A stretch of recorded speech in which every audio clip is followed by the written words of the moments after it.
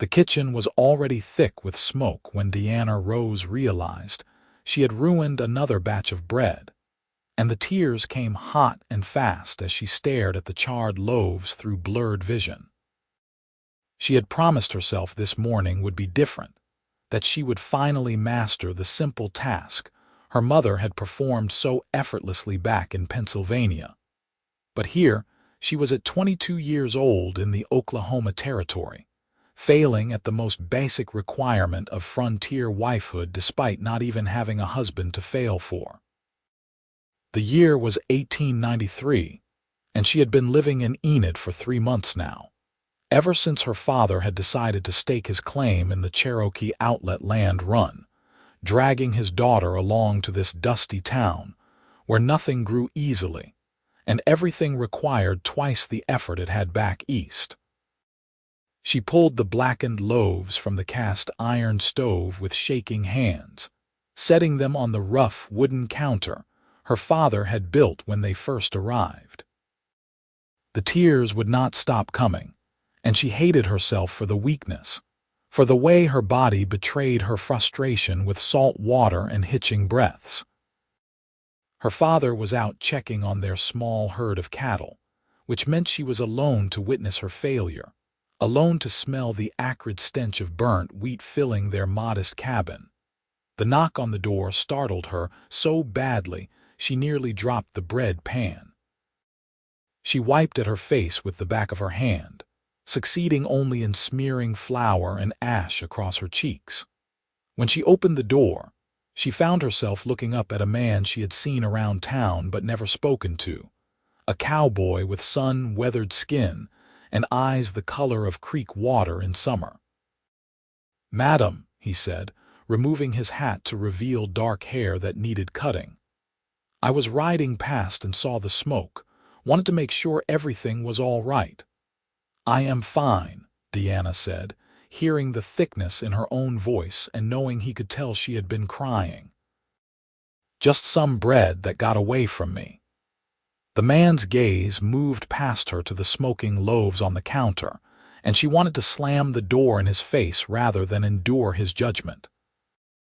Instead, he surprised her by stepping forward slightly, his weathered boots crossing the threshold without invitation. "That bread looks like it could use eating," he said. "Shame to let it go to waste." Deanna stared at him, certain she had misheard. "Sir, that bread is burned beyond recognition. It is not fit for consumption." "Everett Thompson," he said by way of introduction, extending his hand. "And I have eaten worse things on the trail than a little burnt bread. May I?" She found herself nodding, too stunned to refuse as this stranger walked into her kitchen and picked up one of the blackened loaves. He pulled a knife from his belt, cut off a thick slice, and took a bite while she watched in disbelief. She could hear the crust cracking between his teeth, could see the way his jaw worked to chew through what she knew must be nearly inedible. "Mr. Thompson, you do not have to do this," Deanna said, finding her voice again. "I know it is terrible." He swallowed, cut another slice, and looked at her with those calm green eyes. "Tastes like bread to me. Little crispy on the outside, but the inside is soft enough. You got any butter?" Deanna moved as if in a dream, retrieving the butter crock from the cool box and setting it on the table. Everett Thompson sat down without being invited, spread butter on his second slice, and ate it with apparent satisfaction. She found herself sitting across from him, watching this strange performance, her tears drying on her cheeks. "You are being kind," she said quietly. "But you do not have to pretend."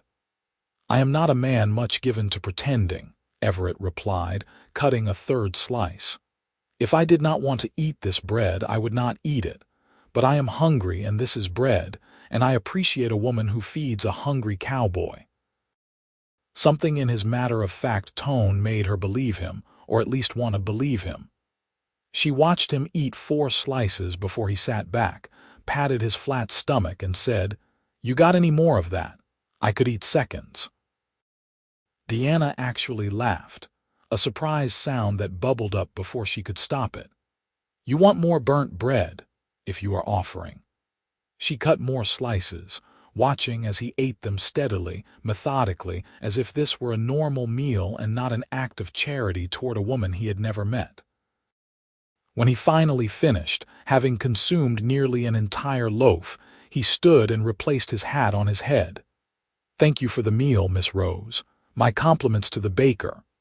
"How did you know my name?" Deanna asked, standing as well. "Small town," Everett said with a slight smile. "Everyone knows about the pretty lady from Pennsylvania who came with her father to farm. I am sure you have heard about me too. I work for the Miller Ranch west of here, been in these parts about 5 years now. Pretty." He had called her pretty. Deanna felt heat rise in her cheeks that had nothing to do with the stove. "Thank you, Mr. Thompson, for your kindness today. Just Everett, please." And it was not kindness. It was hunger and opportunity meeting in the same place. He paused at the door, his hand on the frame. "If you are learning to bake, I am happy to serve as a taster. I am in town most Saturdays for supplies. Maybe I could stop by again, see how your bread is progressing." Before Deanna could respond, he was gone, leaving her alone in the kitchen that still smelled of smoke, but somehow felt less oppressive than it had before. She looked at the remaining loaves, at the evidence of her failure, and felt something shift in her chest. A stranger had eaten her terrible bread and asked for seconds. A man with kind eyes and an easy manner had appeared at her lowest moment and made her laugh. She found herself hoping it was Saturday soon. The following Saturday arrived hot and dusty, as all days seemed to in Oklahoma. Deanna had been up since before dawn, attempting another batch of bread with grim determination. This time she watched the oven temperature more carefully, tested the loaves with a knife as her mother had taught her, and pulled them out when they were only slightly darker than they should have been. Not perfect, but not the disasters of the previous week. She told herself she was not watching the road for a particular rider. She told herself her decision to wear her blue calico dress instead of her usual work clothes had nothing to do with Everett Thompson. She told herself many lies that morning, and believed none of them.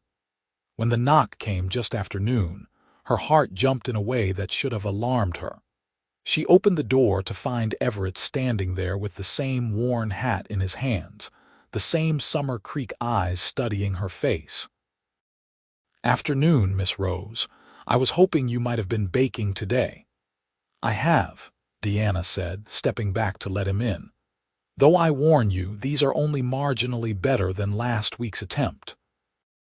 Everett walked to the counter where the loaves sat cooling, and Deanna found herself noticing details about him she had missed before. The way his shoulders filled out his faded blue shirt, the careful deliberation in his movements, the small scar above his left eyebrow. He must have been close to 30, she guessed, with the kind of lean strength that came from years of hard work under an unforgiving sun. "These look fine," he said, examining the loaves. "May I?" She nodded, and he cut into the bread with his own knife. The crust cracked pleasingly, not with the sharp snap of burnt dough but with the proper resistance of well-baked bread. The inside was perhaps a touch dense, but it was golden and soft and smelled right. Everett took a bite, chewed thoughtfully, and said, "This is good bread, Miss Rose." "You do not have to say that. I meant what I said last week. I do not lie about food." He took another bite, then looked at her directly. "You have been crying again. Not today, but recently. I can see it in your eyes." Diana turned away, busying herself with putting the butter on the table. "Learning new skills is frustrating. I am fine." "I imagine it is more than that," Everett said quietly. "Being new to a place far from home, trying to make a life in country that does not forgive mistakes easily." She looked back at him, surprised by the understanding in his voice. "You sound as though you know something about it. I came from Missouri 5 years ago with nothing but a horse and a saddle. Spent the first 6 months certain I would die of either heat or loneliness. The land here is hard and the life is harder, but you learn. You adapt. And eventually, you make bread that tastes good instead of just edible. Diana sat down across from him, watching as he ate with the same steady appreciation he had shown the previous week. "Why are you doing this?" she asked. "Truly, you do not know me. You have no obligation to make me feel better about my failures." Everett set down his bread and looked at her for a long moment. "May I be honest with you, Miss Rose, please? I saw you the day you arrived in Enid. You were standing by your father's wagon, looking at the town with this expression like you had been dropped on the moon. You looked lost and scared and trying very hard not to show it. I thought you were the most beautiful thing I had ever seen." He picked up his bread again, took another bite, as if he had not just said something that made Deanna's heart race. "When I saw the smoke coming from your place last week, I knew it was you. I knew you were having trouble with something and I wanted to help. So I did. And the bread was not good, but watching you laugh made my whole week better. So I came back today, hoping to see you again." Deanna could not seem to find words. She had been courted before, back in Pennsylvania, by boys who wrote bad poetry and brought her wildflowers. But no one had ever spoken to her with such straightforward honesty, with such simple clarity of intention. "I do not know what to say," she finally managed. "You do not have to say anything," Everett replied. "Just let me eat your bread and talk with you for a while. That is enough for me." So they talked. Deanna told him about Pennsylvania, about her mother who had died 2 years ago, about her father's sudden determination to start fresh in Oklahoma, despite having no experience with frontier life. Everett told her about Missouri, about the farm he had left behind when his father remarried, and made it clear there was no room for a grown son, about learning the cowboy trade from patient ranch hands who saw something worth teaching in a determined 24-year-old who did not know one end of a rope from another. He ate 4 slices of bread, then asked if he could have more. Deanna cut him 2 more pieces and he ate those 2, slower this time, savoring them. When he finally stood to leave, the sun was slanting through the western window, and Deanna realized hours had passed without her noticing. "Same time next week?" Everett asked at the door. "If you want burnt bread," Deanna said, then corrected herself. "Or mediocre bread, I suppose." "I want whatever bread you are making," Everett said, "and I want to see you again if you are willing." Deanna felt herself smile, a real smile that reached her eyes. "I am willing." He rode away, and she watched from the doorway until he was just a speck on the dusty road. Then she went back inside and looked at the remaining loaves of bread, at the proof that she was learning, that she was getting better, that she could survive in this hard land after all. The weeks that followed developed their own rhythm. Every Saturday, Everett would arrive around noon and Diana would have bread waiting. Some weeks the bread was good, other weeks less so. Once she forgot to add salt, and the loaves were so bland they were nearly inedible. But Everett ate them anyway, adding butter and jam and declaring them perfect for soaking up preserves. Another time she let the dough rise too long, and the bread was full of huge holes. But he said it made nice pockets for honey. Her father, a quiet man named Thomas Rose who spent most of his time with his cattle and his own thoughts, noticed the Saturday visits but said nothing. He seemed content that his daughter was adapting to life in Oklahoma, making connections in the community. He did not need to know that the connections involved a cowboy who made Diana's heart beat faster every time she saw him riding up the path. By September, Diana's bread was actually good. She had mastered the temperature of their temperamental stove, had learned to read the dough by touch rather than by time, had developed an instinct for when the loaves were perfectly done. When Everett arrived that Saturday and tasted her latest creation, he closed his eyes in apparent pleasure. "This is the best bread I have ever had," he said. "You say that every week. This week I mean it more than usual." He opened his eyes and looked at her with an expression that made her breath catch. "Deanna, I need to tell you something." She noticed he had used her first name, dropping the formal Miss Rose he had maintained for months. "What is it?" "I have been offered a foreman position at a ranch near Guthrie. It is a good opportunity, more money, more responsibility. The kind of job that could set a man up for a real future." Deanna felt her stomach drop. Guthrie was 60 miles away, a full day's ride. "That is wonderful news," she made herself say. "You must be very pleased." "I told them I needed time to think about it," Everett said, "because taking that job would mean leaving Enid, leaving the Miller Ranch." "Leaving you?" "We are friends," Deanna said carefully, though they both knew it had become more than that somewhere along the way, in the accumulated Saturdays and shared bread and long conversations that had gradually revealed the contents of their hearts to each other. "I would not want to hold you back from an opportunity.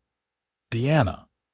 He reached across the table and took her hand, his palm rough and warm against her skin.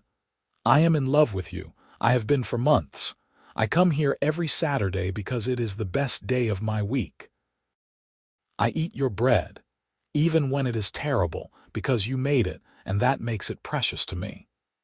I talk to you because you are the only person I have ever met who makes me want to be more than just a drifting cowboy working other men's ranches.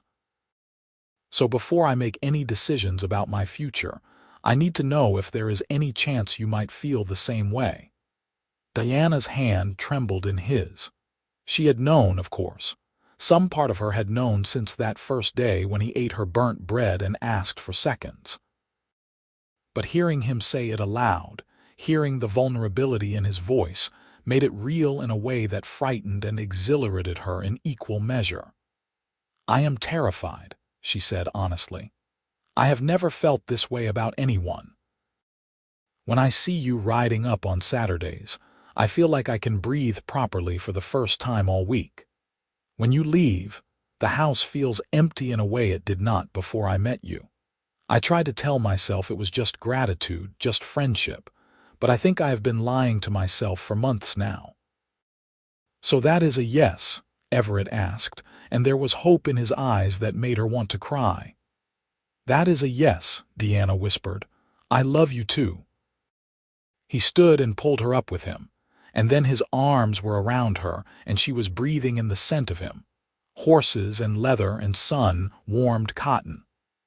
They stood like that for a long moment, just holding each other in the kitchen that smelled of fresh bread and new beginnings. "I will tell them no," Everett said into her hair.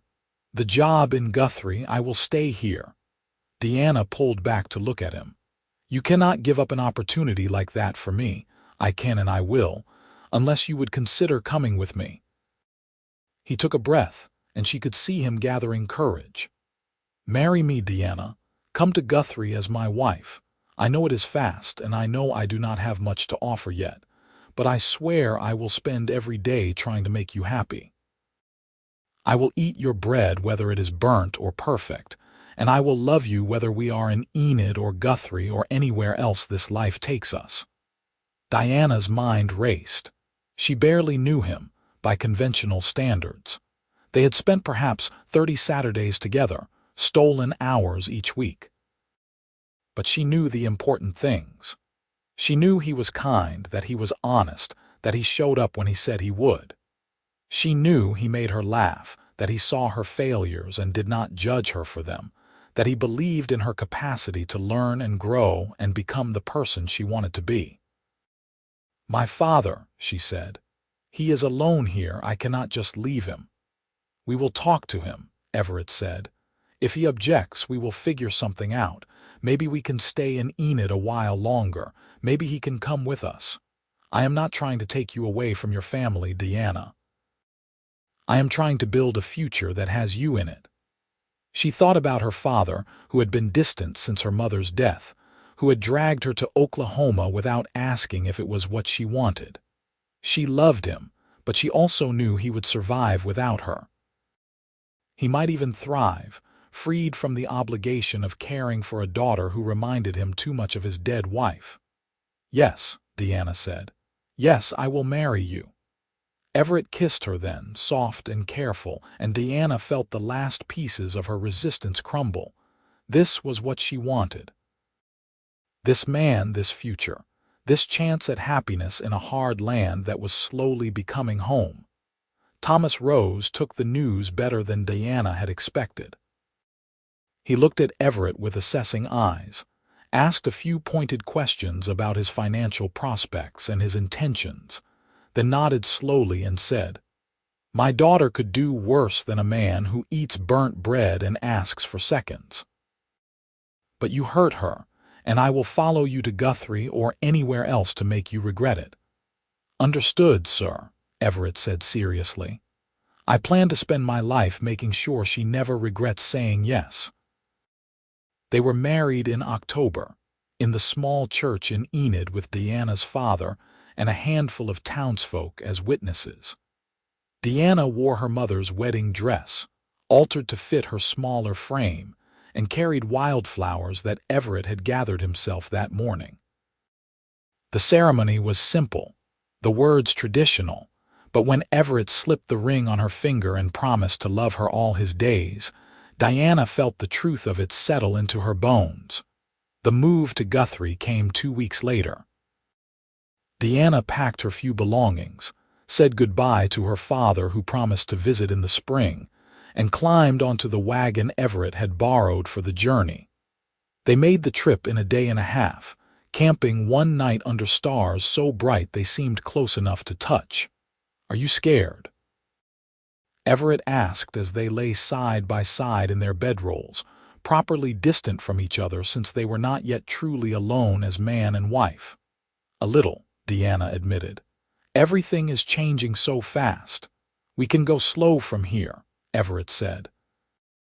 "Take our time settling in, getting to know each other as husband and wife, building our life together. No more rushing." But Deanna found she did not want to go slow. She had spent too much of her life being careful, following rules, trying to be the daughter her parents wanted. She rolled toward Everett, closing the distance between their bedrolls, and kissed him under the indifferent stars.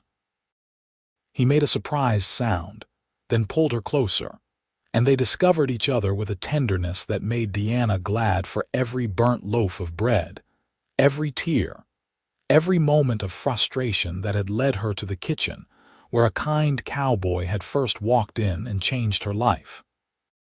The ranch near Guthrie was larger than the Miller place, with better grazing land and a house that came with the foreman position. It was a real house too, not a cabin, with 2 bedrooms and a kitchen that had a proper oven built of brick rather than cast iron. Deanna stared at the oven on their first day, feeling both excited and intimidated. "You know how to use this?" she asked Everett. "Not even slightly," he admitted. "But I know you will figure it out, and I will eat whatever you make while you are learning." She did figure it out, though it took several tries and more than a few burnt loaves before she mastered the new oven's temperament.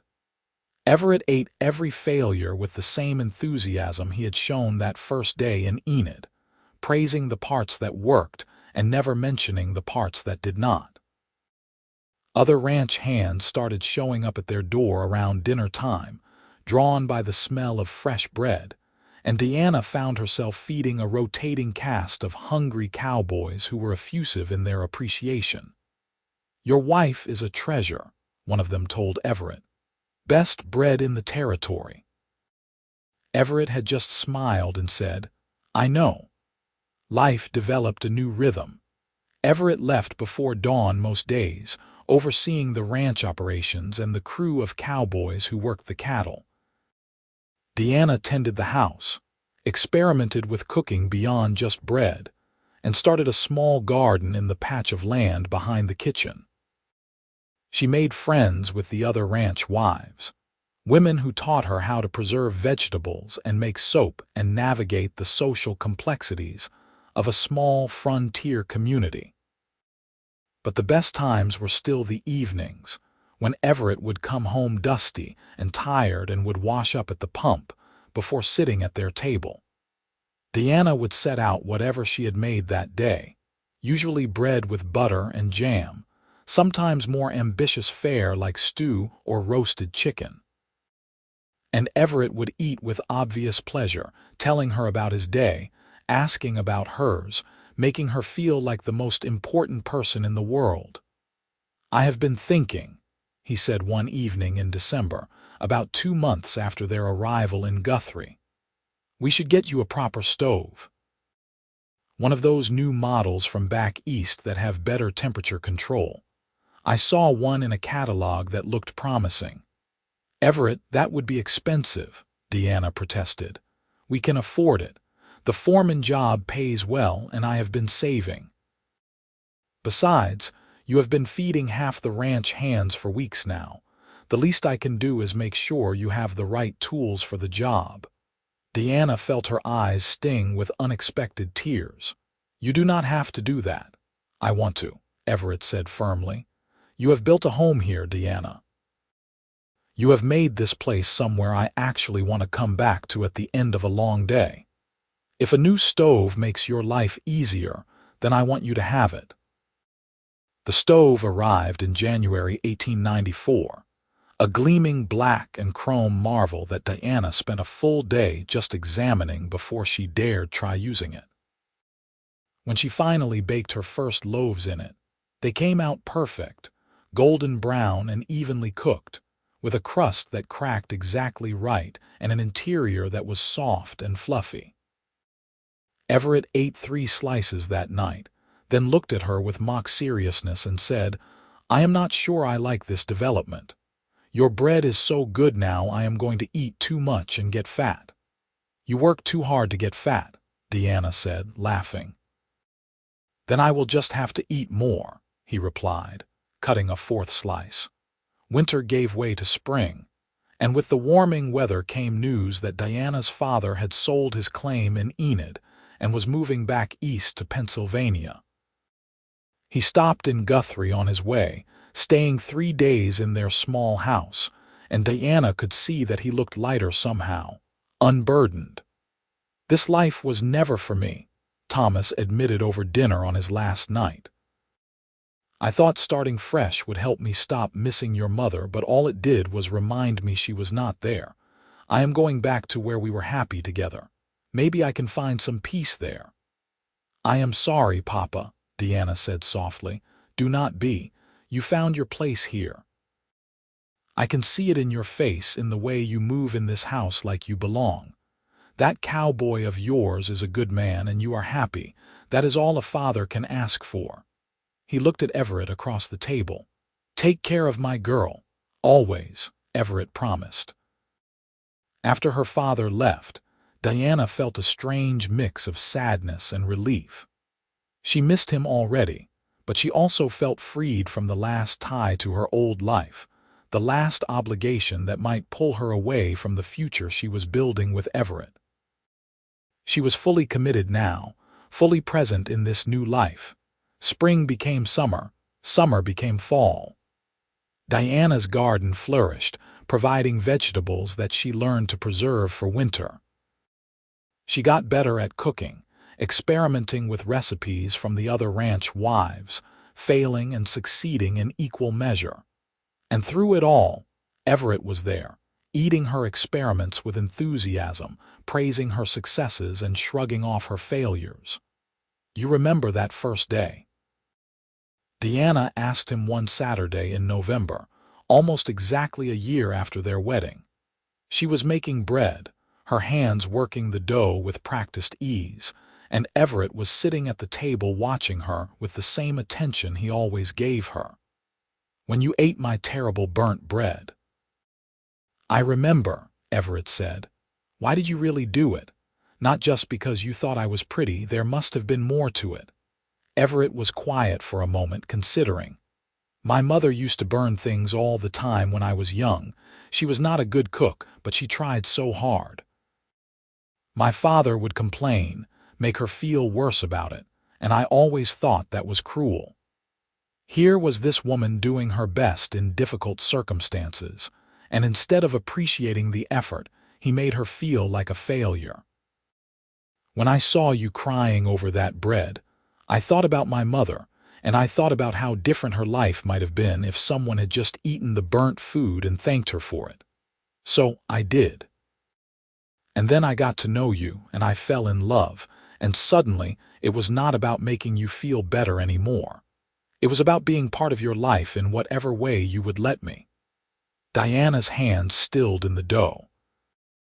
She turned to look at her husband, this man who had seen her at her worst and chosen to stay, who had eaten burnt bread and asked for seconds, who had married her and brought her to a new town and built a life with her piece by piece.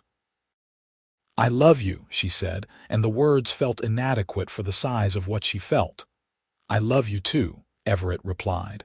"Now finish that bread. I am hungry." She laughed and returned to her kneading. The dough was smooth and elastic under her hands, perfect in a way it had not been a year ago.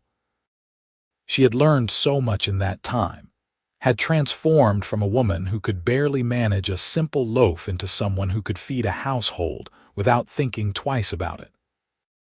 But more than that, she had transformed into someone who belonged here, who had found her place in this hard land and made it home. That night, after the bread was baked and eaten, after the dishes were washed and the house was quiet, Diana lay in bed next to Everett and felt a different kind of truth settle into her bones. She was pregnant. She had suspected for a few weeks but had been afraid to say anything, afraid to jinx it. But she was certain now, and the secret was too big to keep. "Everett," she whispered into the darkness. He was half asleep, his arm heavy across her waist. "We are going to need a bigger house." He was suddenly alert, rising up on one elbow to look down at her. Even in the dim moonlight through the window, she could see the hope and fear warring in his expression. "Are you saying what I think you are saying? I am going to have a baby," Diana said. "Our baby. In the summer, I think." Everett made a sound that was half laugh, half sob, and pulled her into his arms so tightly she could barely breathe. "A baby," he kept saying. "We are going to have a baby." "Are you happy?" Diana asked, though she could feel the answer in the way he held her. "Happy does not even begin to cover it," Everett said into her hair. "You have given me everything, Diana. A home, a purpose, and now a child. I do not know what I did to deserve you, but I am grateful for it every single day." They stayed up late into the night, talking about names and plans and all the ways their life was about to change. Diana felt a flutter of fear, wondering if she was ready to be a mother, if she could handle the responsibility.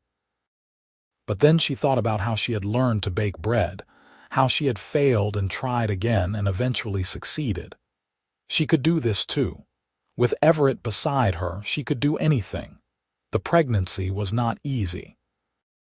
Diana was sick most mornings for the first few months, could barely stand the smell of cooking meat, and felt exhausted all the time. But Everett was patient, taking over the cooking when she could not manage it, bringing her dry toast and ginger tea, sitting with her on the bad days and telling her stories to distract her from the discomfort. "You are going to be a wonderful father," Diana told him one afternoon in March when she was finally starting to feel human again. Her belly was just beginning to show, a small swell beneath her dress. "I hope so," Everett said. "I did not have the best example. But I figure if I just do the opposite of what my father did, I will probably be all right." "Tell me something good about him," Diana said. "There must have been something." Everett thought for a long moment. "He taught me to ride. I was 5, and I was terrified of horses, but he was patient that day. He showed me how to approach them, how to read their moods, how to sit in the saddle. It is one of the only good memories I have of him, but it is a real one. So maybe I will teach our child to ride, and maybe that will be a good memory for them too." "It will be," Deanna said with certainty. The baby came in July, arriving during a thunderstorm that shook the house and turned the prairie into a sea of mud. The labor was long and difficult, and there were moments when Deanna was certain she would not survive it. But Everett stayed by her side the whole time, holding her hand, wiping her forehead, telling her she was strong and brave and could do this. And finally, after 18 hours, their son came into the world with a lusty cry that announced his displeasure at the whole process. "He has got good lungs," the midwife said approvingly, wrapping the baby in a clean cloth and placing him in Diana's arms. Deanna looked down at her son, at his red face and dark hair and the tiny fingers that were already grasping at air, and felt her heart expand in a way she had not known was possible. This was her child, hers and Everett's, a new life they had created together. "Hello, little one," she whispered. "Welcome to the world. What should we name him?" Everett asked, sitting on the edge of the bed and staring at his son with an expression of wonder. They had discussed names but never settled on one. Now, looking at this tiny person who was entirely dependent on them, Deanna knew what felt right. "Thomas," she said, "after my father, Thomas Everett Thompson." Everett's eyes were wet when he looked at her. "That is perfect. Baby Thomas was a good child, or at least as good as any infant could be. He ate well, slept in reasonable stretches, and seemed content to be held and rocked and sung to." Deanna learned motherhood the same way she had learned to bake bread, through trial and error and determination. And Everett helped whenever he could, changing diapers without complaint and walking the floor with his son when the baby was fussy. "You are a natural at this," Deanna told him one night, watching as he held Thomas against his shoulder, patting the baby's back until a satisfying burp emerged. "I am just following your lead," Everett replied. "You are the one who figured out what he needs." But Deanna knew that was not entirely true. Everett had his own instincts with their son, his own ways of soothing and caring that worked just as well as hers. They were partners in this, just as they were partners in everything else. The years that followed were full and rich. Thomas grew from a baby into a toddler, learning to walk and talk and get into everything. Deanna had another child in 1896, a daughter they named Rose after Deanna's mother, and then another son in 1898 they called James. The house did get bigger, Everett overseeing an addition that gave them more bedrooms and a larger kitchen. Diana's bread became legendary in the area, with people coming from miles around to buy loaves from her. She started selling regularly at the market in Guthrie, bringing in money that helped supplement Everett's foreman salary. Life was not always easy. There were droughts that stressed the cattle and strained everyone's nerves. There were illnesses that kept Deanna up at night, praying her children would recover. There were arguments because no marriage is perfect, times when they snapped at each other out of exhaustion or frustration. But they always came back together, always remembered what mattered. And through it all, bread was their constant.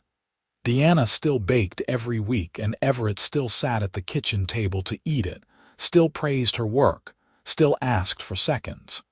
It had become their ritual, their way of marking time, their reminder of where they had started. "Do you ever think about that first day?" Deanna asked him one Saturday in 1902, almost 10 years after they had met. She was making bread while watching 9-year-old Thomas help his younger siblings in the yard outside. The kitchen was warm and smelled of yeast and comfort. "All the time," Everett said. He was 40 now, with silver threading through his dark hair, but his eyes were still the same summer creek green.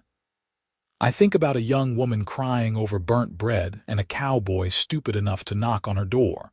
Best decision I ever made." It was my best decision too, Deanna said. Letting you in that day, letting you eat that terrible bread. It was not terrible, Everett said automatically, and they both laughed because it was an old argument, a comfortable one. It was terrible, Deanna insisted, but you ate it anyway. And I would do it again, Everett said, standing and walking over to slip his arms around her waist from behind, careful not to disturb her work. I would eat 1,000 burnt loaves if it meant ending up here, with you, with our children, with this life we built together. Deanna leaned back against him, her hands stilling in the dough. I love you, Everett Thompson. I love you too, Deanna Thompson. Now finish that bread. I am hungry and I am planning to eat at least 3 slices. Only 3, Deanna teased. Fine, 4, maybe 5. I am a growing boy after all. She laughed and returned to her kneading, and Everett returned to his chair, and outside their children played in the Oklahoma sunshine. The bread would bake soon, filling the house with its warm scent, and they would all sit down together to eat it. Everett would take his first bite and close his eyes in pleasure, and Deanna would watch him and remember that first day, that first burnt loaf, that first moment when a kind cowboy had seen her at her lowest and chosen to stay. Some love stories began with grand gestures or dramatic declarations. Theirs had begun with tears and smoke and bread so burnt it was barely edible. But that cowboy had eaten every bite and asked for seconds, and in doing so, had given Deanna something more precious than she had ever imagined. A future, a home, a love that would last all their days. The years continued to roll forward, bringing changes and challenges as they always did. The children grew, each developing their own personalities and dreams. Thomas wanted to be a rancher like his father, spending every free moment following Everett around and learning the business. Rose showed a talent for drawing, covering every scrap of paper she could find with pictures of horses and flowers and her family. James was the reader, always with his nose in a book when he should have been doing chores. Deanna watched them grow with a mixture of pride and melancholy, knowing that eventually they would leave to build their own lives. But for now, they were still hers to feed and guide and love. And she did love them fiercely, with the same determination she had once applied to learning to bake bread. By 1905, Deanna was 34 and Everett was 43. They had been married 12 years, had 3 healthy children, and had built a life that felt secure and full. The ranch was prospering under Everett's management, and Deanna's bread business had expanded to include cakes and pastries as well. They had money saved, a comfortable home, and a community that valued them. We have done well, Everett said one evening as they sat on their porch, watching the sunset paint the sky in shades of orange and gold. The children were inside doing homework, and for once the adults had a moment of peace. We have, Deanna agreed. Though I sometimes wonder if the children understand how fortunate we are. They did not have to watch me fail at baking for months. They did not have to eat burnt bread and pretend it was good. They have had to eat plenty of your experimental cooking over the years, Everett pointed out. Remember that cake you tried to make for Thomas's 8th birthday? Deanna groaned. It was supposed to be chocolate. It tasted like dirt. It tasted like very sweet dirt, Everett corrected, and I ate my whole piece. Because you are ridiculous, Deanna said fondly. Because I love you, Everett corrected. And because watching you try new things, even when they fail, is one of my favorite parts of being married to you. You never give up. You just figure out what went wrong and try again. Our children have learned that from you, whether they realize it or not. Deanna reached over and took his hand, their fingers interlacing with the ease of long practice. I learned it from you, she said quietly. That first day when you ate my burnt bread, you taught me that failure is not the end of the world. That someone can see you at your worst and still think you are worth knowing. That kindness matters more than perfection. They sat in comfortable silence as the sun sank below the horizon, and Diana thought about the long road that had brought them here. From that smoke-filled kitchen in Enid to this porch in Guthrie, from tears and frustration to a love that had weathered 12 years and only grown stronger. It had not always been easy, but it had always been worth it. The children eventually married and moved on, as children do.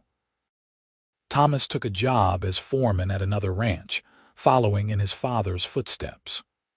Rose married a banker in Oklahoma City and moved to the growing metropolis, where she continued her art and raised 2 daughters of her own. James went back east to university, studying literature, and eventually became a teacher in Pennsylvania, not far from where Diana had grown up. By 1915, Diana and Everett were alone again in their house, now in their mid-40s and 50s respectively, facing the prospect of building a new life together as empty nesters. It should have felt sad, Diana thought, but instead it felt like a return to something precious. They had started as just the 2 of them, and now they were 2 again, with a lifetime of shared experiences between them. "What should we do with all this space?" Diana asked, looking around their large kitchen that had once been filled with the noise and chaos of 3 growing children. "Whatever you want," Everett said. "Maybe expand your baking business even more. Maybe just enjoy the quiet. Maybe get a dog." They got the dog, a gangly mutt that followed Everett around like a shadow. Diana did expand her business, taking on special orders for weddings and celebrations throughout the territory. And they enjoyed the quiet, the long evenings where they could talk without interruption, the mornings where they could wake up slowly without small voices demanding breakfast. "I was thinking," Everett said one Saturday morning in 1917. They were 66 and 56 now, officially old even if they did not always feel it. Diana was making bread as she always did on Saturdays, and Everett was watching as he always did. "We should write down the story, about how we met." For the grandchildren, Diana looked up from her kneading. "What story?" "The burnt bread story. How a silly cowboy knocked on a crying woman's door and ate the worst bread ever made. How he fell in love with her and married her and spent the next 24 years being grateful he was brave enough to take that first bite." "It is not that interesting a story," Diana protested, but she was smiling. "It is to me," Everett said. "It is the most important story of my life. And I want our grandchildren to know it. I want them to understand that love does not have to be complicated or dramatic. Sometimes it is just about showing up, eating burnt bread and asking for seconds." So they wrote it down together, taking turns with the pen, arguing over details and laughing at memories. The story grew longer than either expected, filling pages with details they had not realized they still remembered. When they were done, Diana read it through and felt tears prick her eyes. "This is our life," she said wonderingly. "All written down, proof that it really happened." "It happened," Everett confirmed. "And it is still happening. We are not done yet, you and I." He was right. They had another decade together. Years filled with grandchildren who came to visit and bread that still brought people from miles around. They had quiet mornings and busy afternoons and evenings spent reading by the fire. They had arguments and reconciliations and moments of pure contentment. They had a life, fully lived, built on a foundation of burnt bread and a cowboy's kindness. Everett passed away in his sleep in 1926, at the age of 65. He had been healthy until the end, still eating Diana's bread with enthusiasm, still telling her he loved her every single day. One night he kissed her goodnight, held her close, and did not wake up the next morning. Diana grieved him deeply, the loss cutting through her like a knife. But she also knew she had been lucky beyond measure. Not everyone got 3 decades with their soulmate. Not everyone built a life so full and rich and meaningful. She continued baking bread every Saturday, even though there was no one there to eat it anymore. She gave the loaves away to neighbors and grandchildren, to anyone who stopped by. And every time she pulled a perfect loaf from the oven, she thought about a young cowboy who had once eaten the worst bread ever made and asked for seconds. That had been love, in its purest form. Not the kind that demanded perfection or scorned failure, but the kind that saw someone struggling and chose to help. The kind that stayed through burnt bread and learning curves and all the messy, imperfect reality of building a life together. The kind that lasted. Deanna Rose Thompson lived to be 92, passing away peacefully in 1948, surrounded by her children and grandchildren in the house she and Everett had built together. She was remembered as many things: a talented baker, a devoted mother, a pillar of her community. But what she treasured most was being remembered as the woman who had been loved by Everett Thompson, the cowboy who ate burnt bread and changed her life forever. On the kitchen counter when she died, there was a loaf of bread, perfectly baked, still warm from the oven. And beside it was a worn piece of paper, covered in 2 different handwritings, telling the story of how they met. The bread was given away at her funeral, shared among mourners who agreed it was the best they had ever tasted. The story was kept by her daughter Rose, who read it to her own grandchildren and great-grandchildren, ensuring that the tale of the burnt bread and the kind cowboy lived on long after both of them were gone. It was a simple story in the end, but the best love stories often are. They are about showing up, about kindness in small moments, about choosing someone every single day even when it would be easier not to. They are about eating burnt bread and asking for seconds, not because the bread is good, but because the woman who made it is everything. And sometimes, if you are very lucky, that is enough to build a lifetime on.